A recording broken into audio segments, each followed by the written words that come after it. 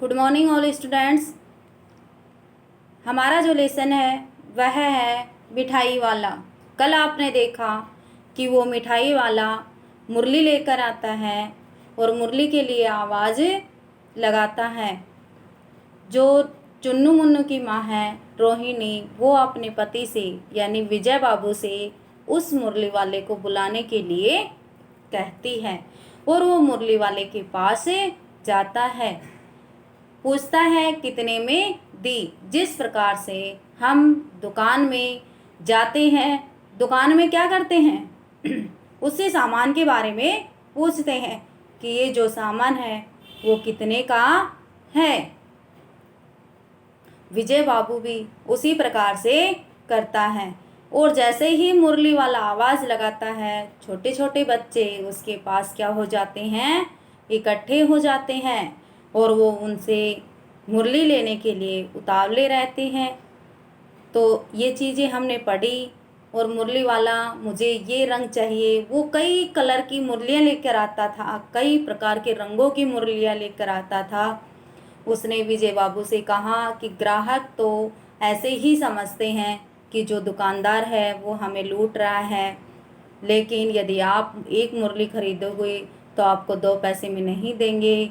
आप जितनी मुरलियाँ खरीदोगे उसके पैसे ज़्यादा लेंगे। लेकिन मैंने तो कितनी मुरलियाँ बनवाई हैं, 1000 मुरलियाँ बनवाई हैं, इसलिए जो मेरी मुरली है वो मैं 2 पैसे में दे रहा हूँ। ये सब बातें विजय बाबू और उस मुरली वाले के बीच में होती हैं। विजय बाबू 2 मुरली लेकर चला जाता है, उसके बाद में बच्चे वहाँ पर आते हैं। आगे देखिए, नारंगी रंग की अच्छा वही लो। उसने कहा ठीक है, आप नारंगी रंग की लीजिए, ले आइए पैसे, ले आइए पैसे। तो आप पैसे ले आइए। अच्छा ये लो, तुम्हारे लिए मैंने पहले ही से यह निकाल रखी थी। जो मुरली वाला है वो कहता है कि ये लो, तुम्हारे लिए मैंने पहले ही से यह निकाल रखी थी। तुमको पैसे नहीं मिले, तुमको पैसे नहीं मिले, तुमने अम्मा से ठीक तरह मांगे न होंगे। मुरली वाले ये बात कर रहा है बच्चों से कि तुम्हें पैसे नहीं मिले, तुमने हो सकता है अपनी अम्मा से या माता जी से अच्छी तरीके से नहीं मांगे होंगे। वो कहता है धोती पकड़कर पैरों में लिपटकर अम्मा से पैसे मांगे जाते हैं। अब वो मुरली वाला उन बच्चों को प्यार से समझाता है और कहता है कि पैसे किस प्रकार से मांगते हैं।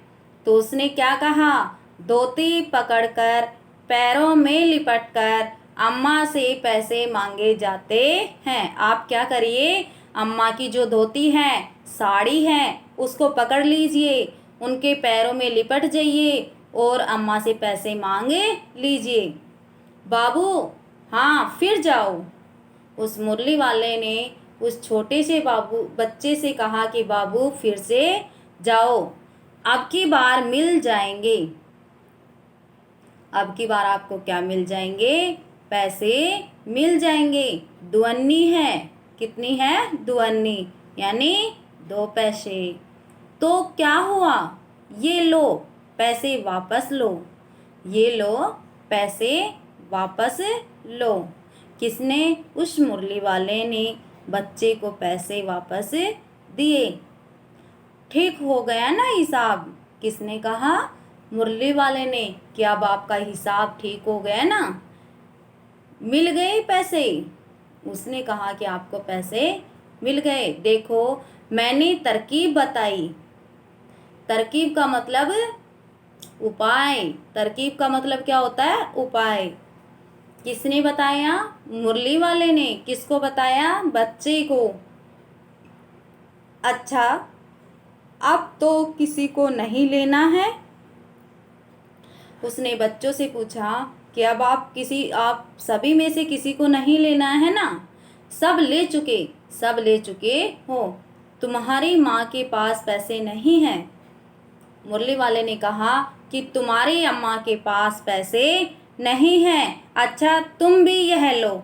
उसने कहा कि तुम्हारी अम्मा के पास पैसे नहीं हैं, इसलिए तुम भी यह मुरली ले जाओ। तो अब मैं चलता हूँ। किसने कहा? मुरली वाले ने कहा कि अब मैं जाता हूँ।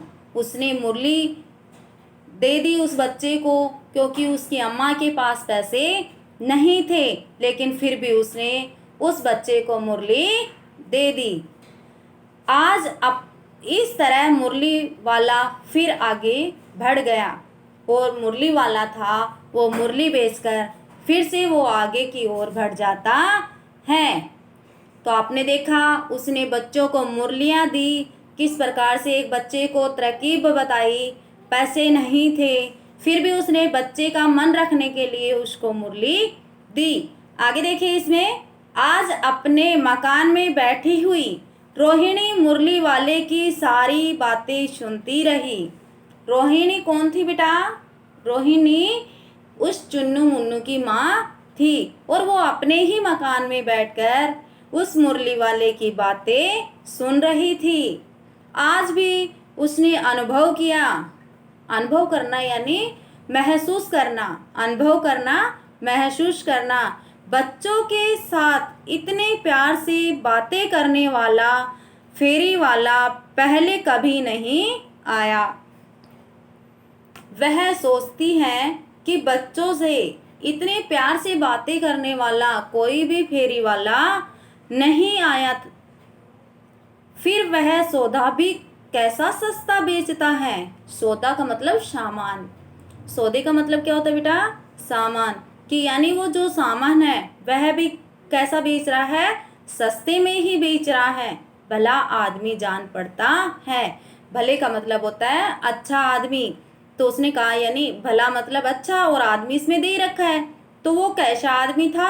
अच्छा आदमी था। समय की बात है जो बेचारा इस तरह मारा मारा फिरता है। समय की बात है, यानी समय का मतलब होता है अच्छा बुरा समय। उसने कहा कि समय एक अलग चीज़ है, यानी इसका समय ऐसा है कि यह बेचारा, यानी जो कमज़ोर व्यक्ति होता है उसको हम बेचारा बोल देते हैं। मारा मारा फिरता है, यानी मारा मारा मतलब गली गली में घूमता फिर रहा है। आपने देखा कि वो बच्चे को बहलाने वाला जो मुरली वाला है वो किस प्रकार से गली गली में घूम रहा था।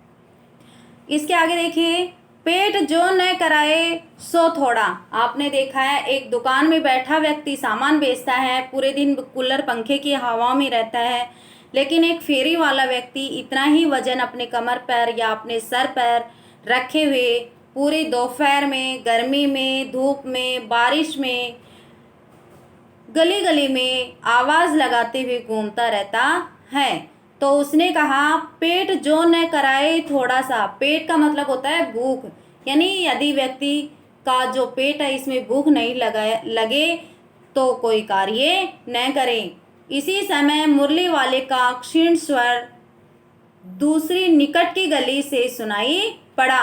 क्षीण यानी मधुर स्वर, धीमी आवाज में।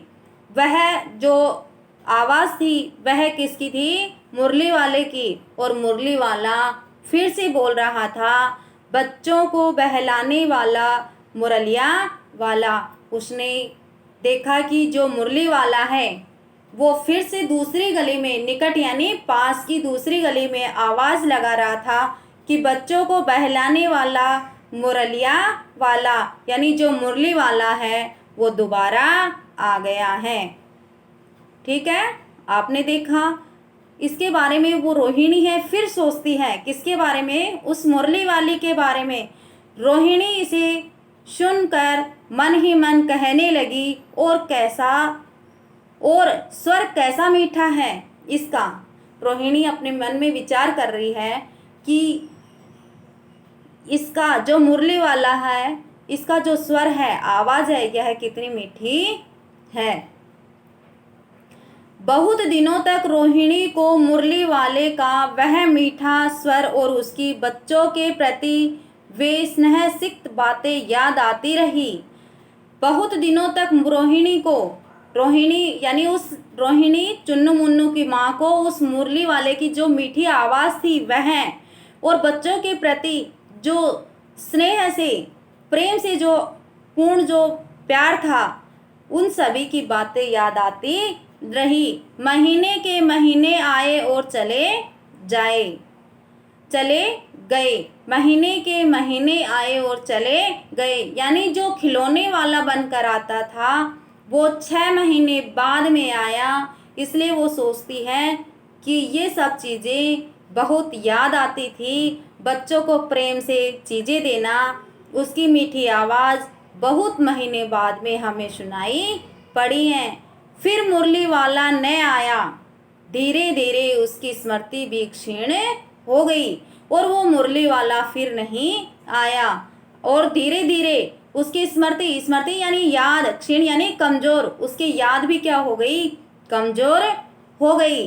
तो उस मुरली वाले की जो याद थी वह बच्चों को भी बहुत आती थी और रोहिणी थी वह भी उसको याद करती थी कि वो किस प्रकार से बच्चों से स्नेह से बातें करता था, कैसी मीठी आवाज़ में वह मुरली बेचता था या खिलौने बेचता था, ये सब चीज़ें वो किस प्रकार से करता था और कितने दिनों में वो आया था।